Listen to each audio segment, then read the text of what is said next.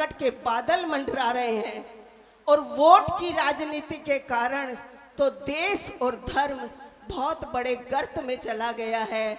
आदरणीय, आप आगे होकर आप मार्गदर्शन करेंगे, मार्ग प्रशस्त करेंगे और हमारी संस्कृति को बचाएंगे और हमारी संतति को बचाएंगे, तो ये हिंदू धर्म और ये हिंदू जनसंख्या बची रहेगी, नहीं तो कुछ नहीं होगा। आग लगी संसार में, आग लगी संसार में, झड़ पड़त अंगार, और अगर संत न संभालेंगे अगर, तो जल मर जाएगा संसार, तो जल मर जाएगा संसार। तो वैसे तो भोले बाबा के लिए तो कहने की जरूरत नहीं है, ये तो संस्था के राष्ट्रीय प्रचारक हैं और जगह जगह इनकी अनवरत कथाएं चलती हैं और हर कथा में रामसुखदास जी की तरह ये बेटी बचाओ और गाय माता की सेवा करो, गाय बचाओ, इस विषय पर अवश्य बोलते हैं। लेकिन माँ बहनों, क्या आपको भी समझ में आता है या ये बात कभी? तो इसकी पालना क्यों नहीं हो रही है? हमारे टाइम में हमने गर्भ हत्याएं की थी, इसलिए आज घर घर में हमारे बेटे कुंवारे बैठे हैं। एक बार जाकर मनन करना घर में कि इस पाप में हम भी भागीदार हैं या नहीं। किसी भी नाते हो सकते हो, आपने गर्भपात कराया इसी नाते नहीं, आपने किसी को प्रेरित किया होगा, रामारी एक छोरी है दूसरी को क्या करेगी, सफाई करा ले। सफाई ये कचरा नहीं है कि तुम फेंक आओ। तुम्हारे एक दिन का बच्चा मर जाता है, 10 दिन का, महीने का, साल का बच्चा मरता है तो उसका श्राद्ध करते हो, रोना धोना करते हो और पता नहीं क्या क्या करते हो, शुद्धिकर्म करते हो और पेट वाले को मार के आते हो। तो इस तरह शान से आते हो कि भाई सफाई कराया या जान छुट्टी मारी तो केक रहा क्यों बाटो पाड़ा है, दूसरी बेटी और आ जाती।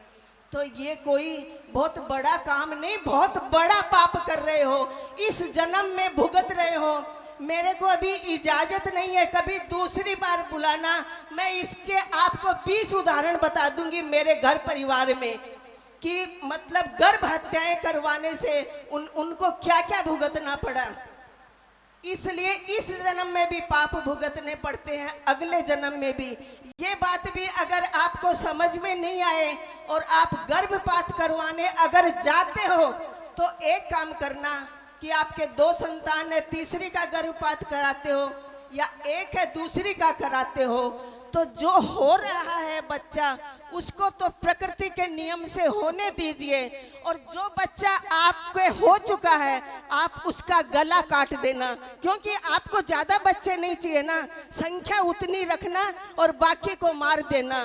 बात तो एक ही है, ये सरल विधि है। उसको मारोगे तो वो कम से कम रोएगा तो सही, वो तड़फड़ाएगा तो सही, लेकिन वो अनजान बेचारा उसको मारते हो, डॉक्टर तिल तिल करके काटते हैं उनके।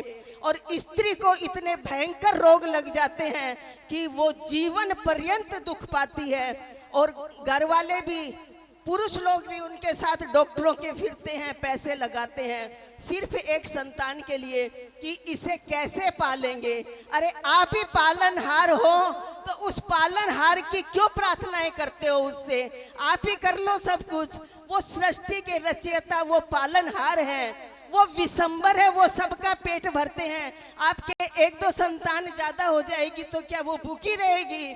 पहले अपने जमाने में अपने माँ बाप के 8-8, 10-10 संतान थी तो उनको खाने को, पहले जब कम संतानें थी, जब कुछ नहीं मिलता था, अब बोलते हैं जनसंख्या बढ़ गई है।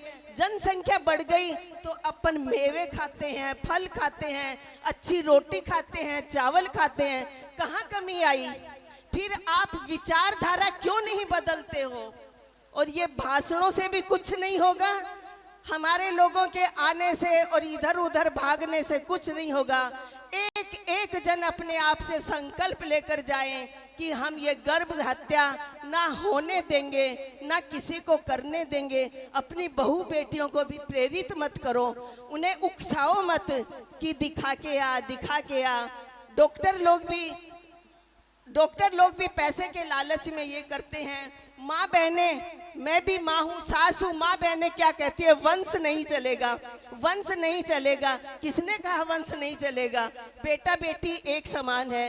वंश तो बेटियां भी अच्छी होगी तो नाम रोशन कर देगी, और बेटे भी अगर अच्छे नहीं हुए तो आपका नाम डुबो देंगे, आपको पूछेंगे नहीं।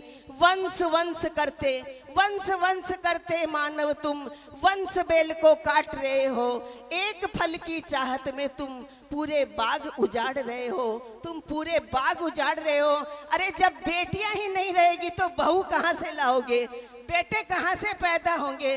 तो एक बार थोड़े शब्दों में ही मेरी इस बात को मनन करना और चिंतन करना। इन्हीं शब्दों के साथ मैं अपनी वाणी को विराम देती हूँ। जय श्री कृष्ण। बहुत सुंदर माता जी।